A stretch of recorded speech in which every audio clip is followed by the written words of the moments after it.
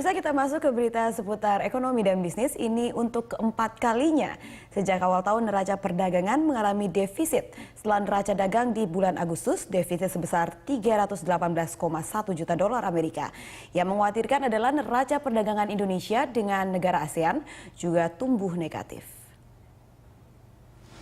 Untuk keempat kalinya dalam 8 bulan terakhir, yaitu Januari, April, Juni, dan Agustus, Indonesia kembali mencatat defisit neraca perdagangan. Badan Pusat Statistik mencatat, pada Agustus 2014, perdagangan Indonesia mengalami defisit sebesar 318 juta dolar Amerika. Defisit terutama didorong oleh meningkatnya impor komoditas non-minyak dan gas bumi. Pada Agustus, impor non-migas naik sebesar 15% menjadi 11,4 miliar dolar dibandingkan bulan sebelumnya. Kepala BPS Suryamin mengatakan, kenaikan impor berasal dari impor mesin dan peralatan listrik.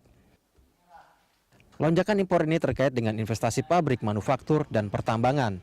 Sedangkan secara kumulatif, nilai perdagangan ekspor Januari hingga Agustus 2014 mencapai 117 miliar dolar atau turun sebesar 1,52% dari Januari hingga Agustus tahun lalu sebanyak 119 miliar dolar. Defisit ya, sejak Januari defisit yang keempat ya. Januari defisit, kemudian 0,45, April juga defisit 1,97, kemudian Juni 0,29, sekarang 0,31.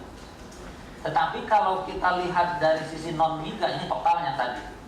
Dari non-migas, ini sepanjang tahun ini hanya sekali defisit ya, pada bulan April 0,92. Jadi non-migas ini selalu surplus ya, Januari surplus. Menjelang penerapan masyarakat ekonomi ASEAN pada tahun depan, lemahnya kinerja ekspor cukup mengkhawatirkan.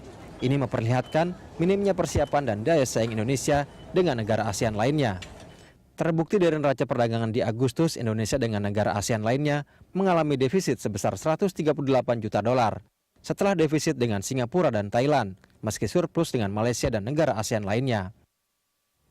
Begitu pula dengan mitra dagang utama seperti Tiongkok dan Jepang, di mana kinerja ekspor Indonesia juga masih kurang menggembirakan.